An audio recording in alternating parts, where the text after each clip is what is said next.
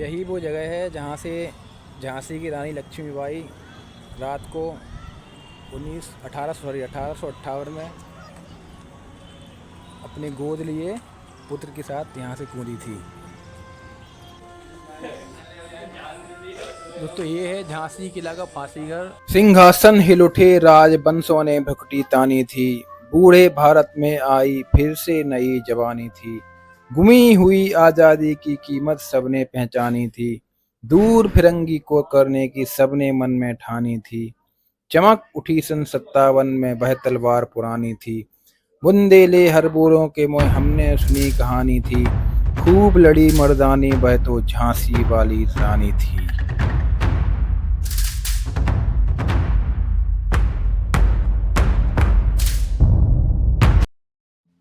ये पंक्तियां सुभद्रा कुमारी चौहान ने रानी झांसी के अदम्य साहस, शौर्य, वीरता, त्याग, तपस्या, बलिदान के लिए लिखी थी।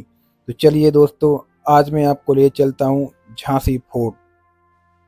अभिवादन स्वीकार कीजिए मित्रों अपने दोस्त वॉन्डरर बिमल का। तो चलिए हम बिना देरी के शुरू करते हैं मशीन गन से। जो आप एक गन देख रहे हैं ये झांसी किले के मुख्य द्वार के दोनों तरफ रखी हुई है। एक देखिए ये मशीन गन है और एक जो हमने देखी थी ये मशीन गन है। जो आप देख रहे हैं सामने ये गेट है झांसी किले का प्रवेश द्वार। यहाँ से हम झांसी किले के अंदर प्रवेश करेंगे, जहाँ पर हमको रानी का महल, जहाँ पर राजा रानी रहते थे और झांसी की रानी अंदर कूदी थी, वहाँ से वो भी मैं आपको दिखाऊंगा। मगर आप जो नीचे देख रहे हैं ये एंट्री गेट है, यहाँ से हम एंटर होते हैं किला के लिए।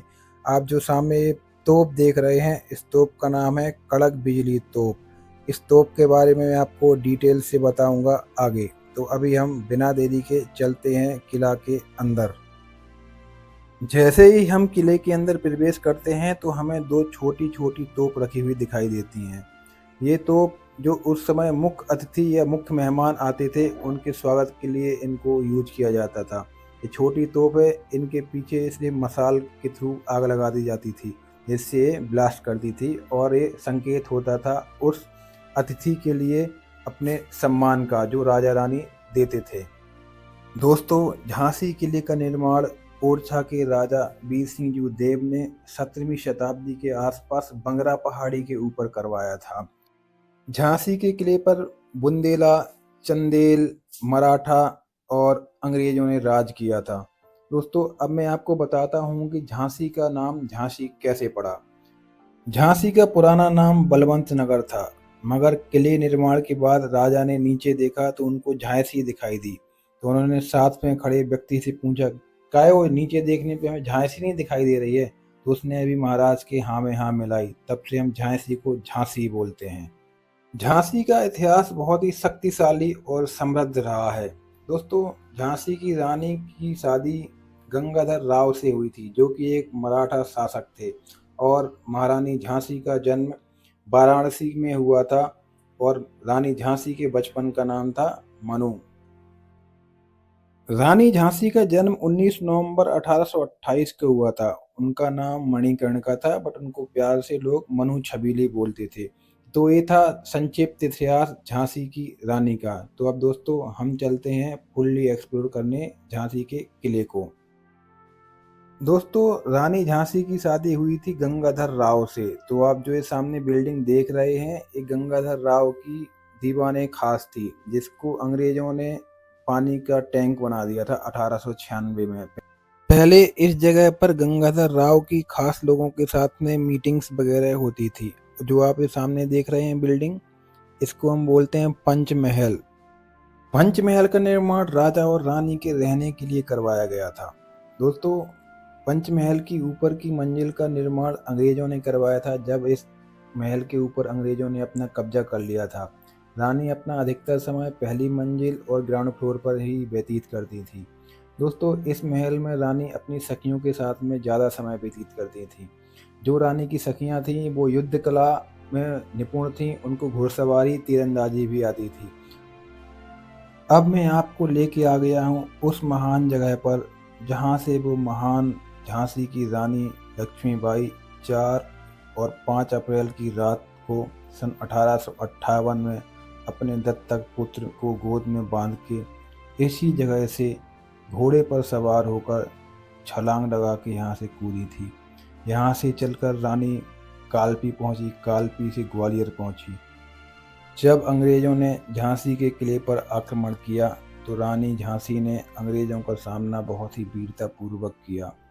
जब अंग्रेज झांसी के किले के अंदर प्रवेश कर गए तो मजबूरन रानी को झांसी के किले से निकलना पड़ा, क्योंकि अगर अंग्रेज रानी झांसी को बंदी बना लेते तो वो इस किले पर अपना कब्जा कर लेते और झांसी को अपने अधीन घोषित कर देते। मगर झांसी की रानी को ये बिल्कुल भी मंजूर नहीं था। तो लड़ते लड़ते इसी जगह से, देखिए कितनी गहरी जगह है, 4 और 5 अप्रैल की रात को सन 1858 में अपने दत्तक पुत्र को अपनी पीठ पर बांधकर अपनी घोड़े के साथ यहाँ से कूद गई थी। रानी के दोनों हाथ में तलवार थी और उन्होंने घोड़े की चाबुक या लगाम को अपने दांतों में फंसाया हुआ था। देखिए दोस्तों, कितनी गहरी जगह है। हम सलाम करते हैं झांसी की रानी लक्ष्मीबाई को, उनके अदम्य साहस, शौर्य और उनकी वीरता के लिए। तो एक बार आप फिर से हमारे साथ बोलिए, बुंदेले हर बोलों के मोह हमने सुनी कहानी थी, खूब लड़ी मर्दानी वो तो झांसी वाली रानी थी। इस जगह को हम जंपिंग स्पॉट भी बोलते हैं। आप चाहें तो इसको पॉज करके पढ़ सकते हैं। तो अब चलते हैं हम आगे।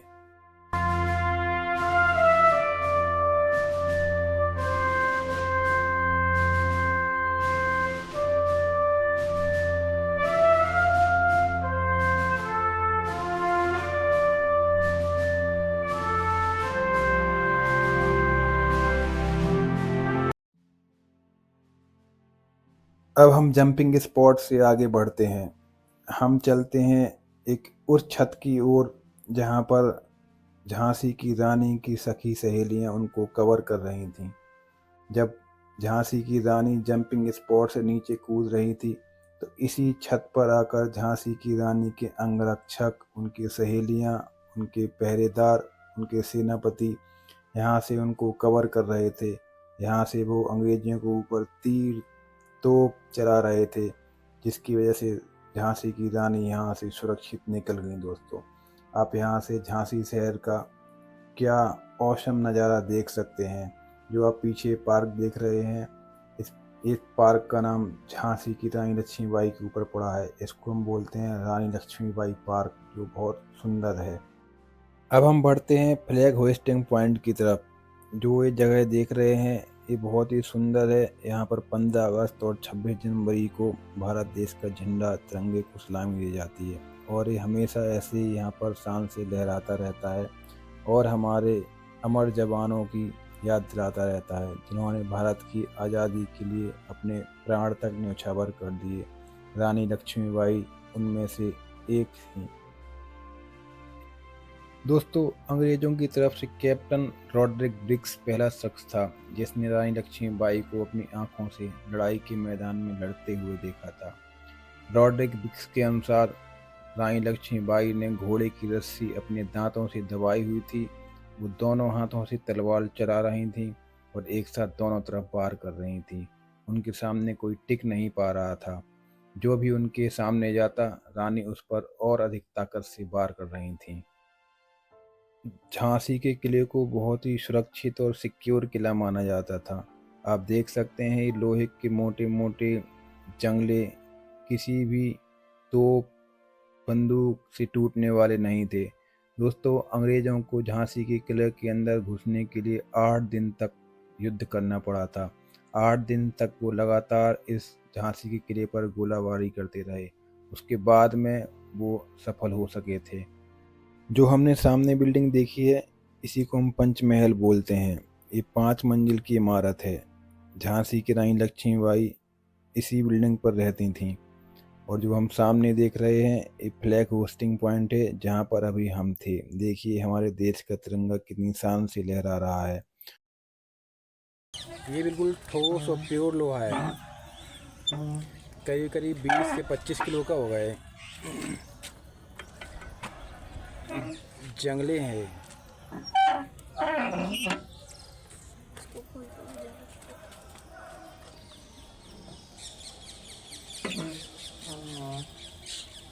जो कि सैनिक यहाँ से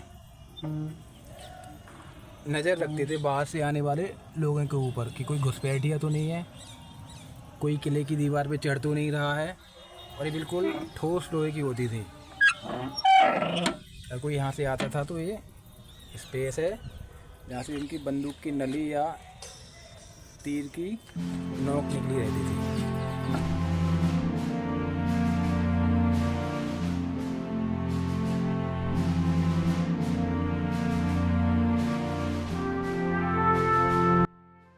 झांसी का किला बहुत ही सुरक्षित और मजबूत बनाया गया था।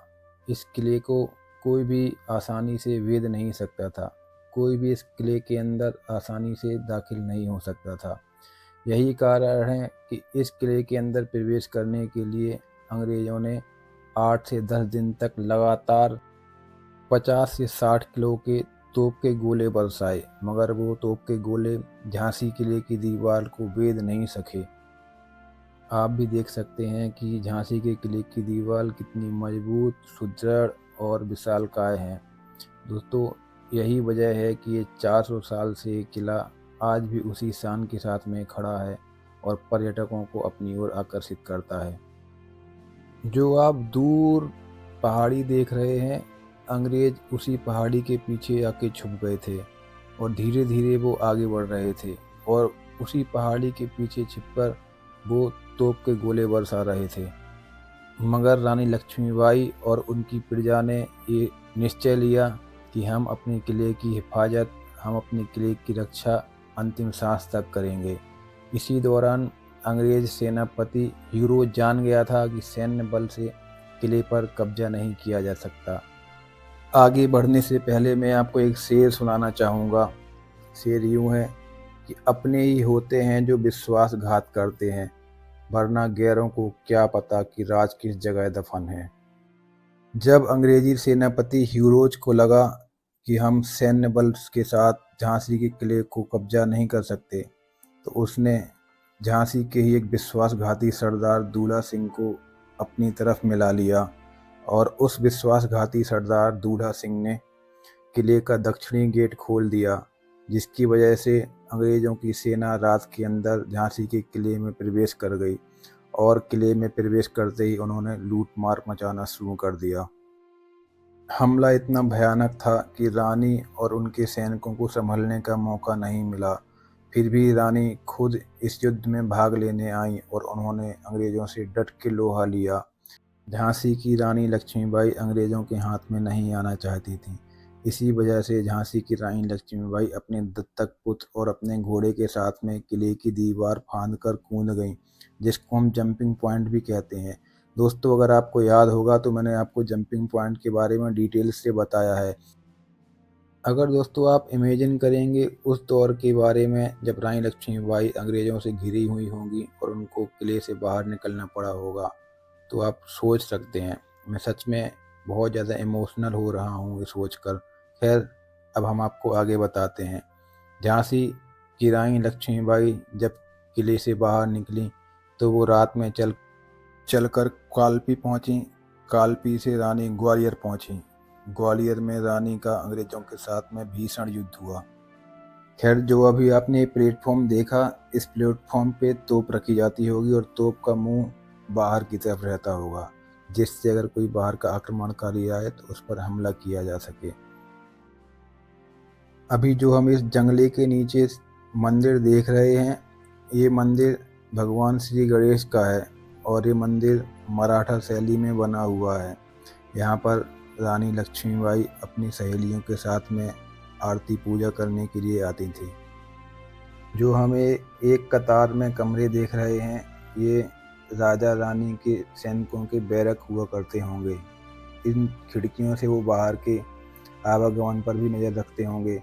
दोस्तों, मैं आपसे एक हाथ जोड़ के प्रार्थना करना चाहूँगा कि जब भी आप ऐसी किसी जगह पर घूमने जाते हैं तो कृपया करके उनको गंदा ना करें। देखिए, इस दीवार पर लोगों ने कितना थूक रखा है। ये जितने भी कमरे हैं, इन सब कमरों के बाहर नंबर लिखा हुआ है, तो हो सकता है कि ये बैरक नंबर हो जो पहले लिखा जाता होगा। खैर दोस्तों, हम अपनी कहानी को आगे बढ़ाते हैं। जब रानी अपने किले से निकलकर कालपी होते हुए ग्वालियर पहुंची तो वहां पर अंग्रेजों के साथ में उनका भीषण युद्ध हुआ। दोस्तों, रानी की सेना अंग्रेजों की सेना की अपेक्षाकृत बहुत छोटी थी, तो उस लड़ाई में भाग ले रहे जॉन हेनरी सिल्वेस्टर ने अपनी किताब reconciliation of the campaign in Malwa and central India में लिखा कि जब हम रानी से युद्ध कर रहे थे तो झांसी की रानी लक्ष्मीबाई अचानक इतनी जोर से चिल्लाई कि मेरे पीछे आओ। लगभग 15 से 20 घुड़सवार रानी के पीछे हो गए और झांसी की रानी लक्ष्मीबाई को युद्ध कौशल की इतनी अच्छी समझ थी कि वो मैदान से इतनी तेजी से हटी कि अंग्रेजी सैनिकों को इसे समझने में 5 से 10 सेकंड का वक्त लग गया। अचानक से अंग्रेज ने अपने साथियों से चिल्लाकर कहा कि that's the queen of Jhansi, catch her. और अंग्रेजी सैनिक झांसी की रानी लक्ष्मीबाई के पीछे लग गए। तभी अचानक किसी अंग्रेज ने रानी झांसी के सीने में तलवार भोंक दी और रानी झांसी ने उस अंग्रेज पर बिजली की तेजी से हमला किया और उसको मौत के घाट उतारकर आगे बढ़ गई। रानी लक्ष्मीबाई को चोट इतनी गहरी नहीं लगी थी, मगर उस चोट से खून बहुत ज़्यादा तेजी से निकल रहा था। जब रानी लक्ष्मीबाई अपने घोड़े पे दौड़कर निकल रही थी तो रानी लक्ष्मीबाई के सामने एक पानी का बहुत बड़ा नाला आ गया। रानी झांसी ने सोचा कि अगर मैं उस नाले को पार कर जाऊंगी तो अंग्रेज मेरे पीछे नहीं आ सकेंगे, मगर घोड़ा अपनी जिद पर अड़ गया और उसने वो पानी का नाला पार नहीं किया। तभी एक गोली आकर झांसी की रानी लक्ष्मीबाई की जांघ पर लगी। गोली लगते ही रानी झांसी के बाएं हाथ की तलवार छूटकर जमीन पर गिर गई और उन्होंने अपनी जांघ से निकलने वाले खून को दबाकर रोकने की कोशिश की, मगर तब तक एक अंग्रेजी सैनिक रानी झांसी के घोड़े के बगल में पहुंच चुका था। उसने रानी झांसी पर वार करने के लिए अपनी तलवार ऊपर उठाई। रानी ने भी उसका वार रोकने के लिए अपने दाएं हाथ में पकड़ी तलवार ऊपर कर दी। दोस्तों, इसके बाद की कहानी मैं आपको आगे विस्तार से बताऊंगा, मगर अभी हम चलते हैं शंकरगढ़ फांसीगढ़ देखने और आमोद गार्डन। जो आप इस सामने ताला लगा हुआ देख रहे हैं, ये जेल है। जो पहले अक्यूज्ड होते थे, राजा उसको इसी काल कोठरी में बंद कर देते थे। दोस्तों, ऐसा माना जाता है कि पहले राजा जो भी मुलजिम होते थे उनको सीधा फांसी का हुक्म सुना देते थे, मगर झांसी की रानी लक्ष्मीबाई ने यहाँ पर फांसी रुकवा दी। उसके बाद से इस काल कोठरी का निर्माण हुआ और जितने भी मुलजिम होते थे उनको इसी काल कोठरी में बंद कर दिया जाता था। जो आप इस सामने देख रहे हैं, ये आमोद गार्डन है। यहाँ पर झांसी की रानी लक्ष्मीबाई आकर घुड़सवारी, तलवारबाजी और डांस की, नृत्य की प्रैक्टिस करती थीं। इसी जगह पर हर रोज़ रात को लाइट एंड साउंड शो का भी ऑर्गेनाइजेशन होता है। आप यहाँ पर टिकट लेके लाइट एंड साउंड शो भी देख सकते हैं, जहाँ पर रानी लक्ष्मीबाई के संपूर्ण जीवन की गाथा को प्रदर्शित किया जाता है। अब हम चलते हैं शंकरगढ़, जहाँ पर रानी लक्ष्मीबाई शंकर भगवान की पूजा करने आती थीं। दोस्तों, मैं आपसे निवेदन करना चाहता हूँ कि आप यहाँ वहाँ अपने प्रेम का प्रदर्शन ना करें। खैर दोस्तों, अब मैं आपको बताता हूँ कि रानी झांसी ने झांसी के किला पर फांसी कैसे बंद करवाई। एक बार की बात है, झांसी की रानी लक्ष्मीबाई सुबह सुबह पूजा करने मंदिर जा रही थीं। उसी जगह पर फांसी घर पड़ता है। दोस्तों, जब मंदिर जा रही थी रानी लक्ष्मीबाई तो उस समय महाराज किसी मुलजिम को फांसी दे रहे थे, तो रानी ये देख नहीं पाई और रानी बेहोश हो गई, जिसकी वजह से रानी ने महाराज से निवेदन किया और एक काल कोठरी का निर्माण करवाया। उसके बाद से झांसी की किला पर फांसी नहीं दी जाती थी। यही है वो मंदिर, यही है वो जगह, यही है वो मराठा शैली का भगवान शिव का मंदिर, जहाँ पर रानी लक्ष्मीबाई अपनी सहेलियों के साथ में सुबह शाम आरती, बंदन, पूजा प्रार्थना करने आती थीं। देखिए कितना सुंदर और आकर्षक मंदिर है। अभी भी ये 300 से 400 साल में ज्यों का त्यों लगता है। जैसे ही इसका निर्माण कल किया गया हो। आप गौर से देखेंगे तो आपको मंदिर के अंदर की शिव भगवान की मूर्ति दिखाई देगी। बिल्कुल ऐसी लगती है कि जैसे हमसे बात करने को अभी तैयार हो। झांसी का किला आज भी जीवंत और आज भी अपने अंदर इतिहास का वो पन्ना समेटे हुआ है जिसमें एक वीरांगना ने अपनी अमिट छाप छोड़ी है, जिसका स्थान युगों युगों तक भारतीय इतिहास में अमर रहेगा। अभी आप पॉज करके पढ़ सकते हैं इस शंकर भगवान के मंदिर का इतिहास।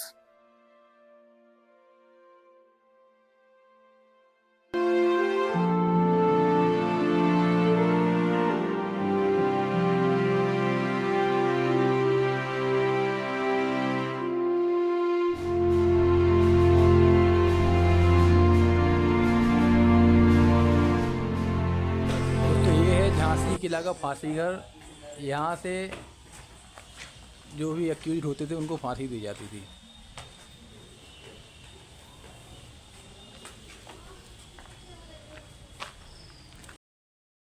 दोस्तों ये आमोद गार्डन का वो हिस्सा है जहाँ पर राजा या रानी का सिंहासन हुआ करता होगा, मगर अब यहाँ पर पानी का टैंक बना दिया गया है। तो दोस्तों चलिए अब हम वापस चलते हैं अपनी कहानी की तरफ, जहाँ पर अब रानी लक्ष्मीबाई को वीरगति प्राप्त होने वाली है।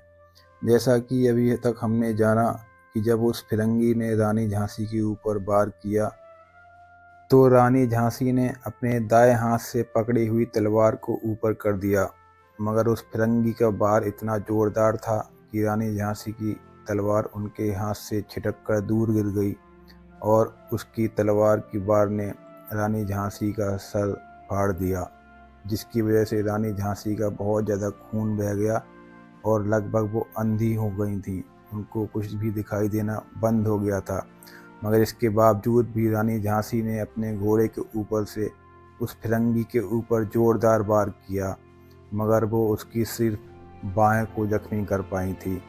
इतने में रानी झांसी का एक सैनिक बिजली की गति से रानी झांसी की तरफ आगे बढ़ा और वो पास के एक मंदिर में रानी झांसी को ले गया।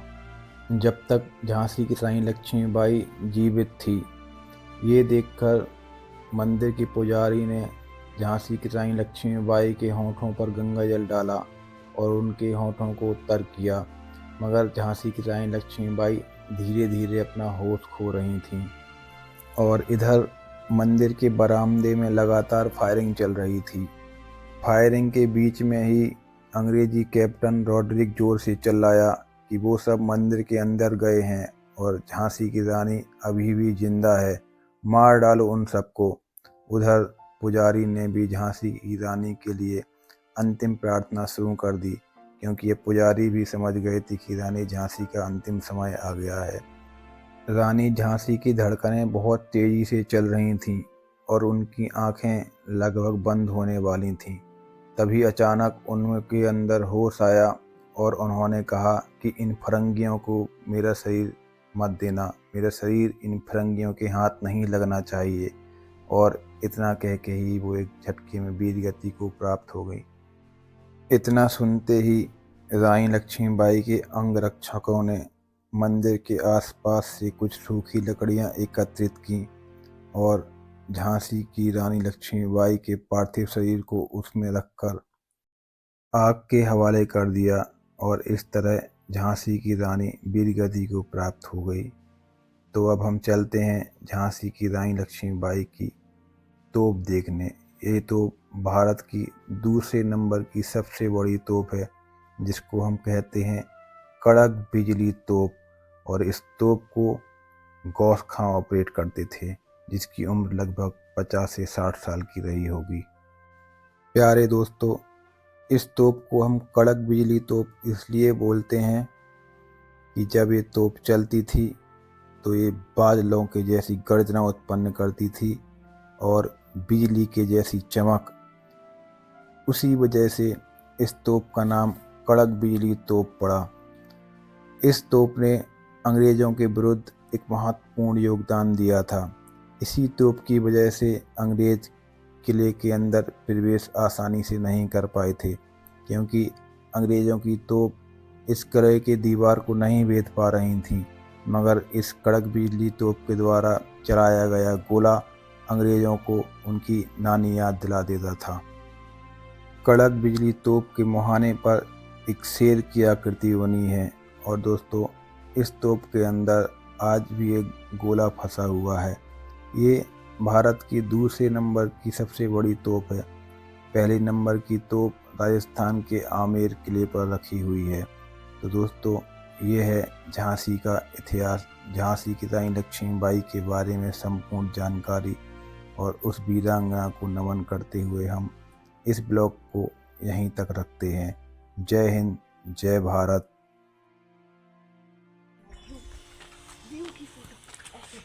तो ये था हमारा झांसी का किला,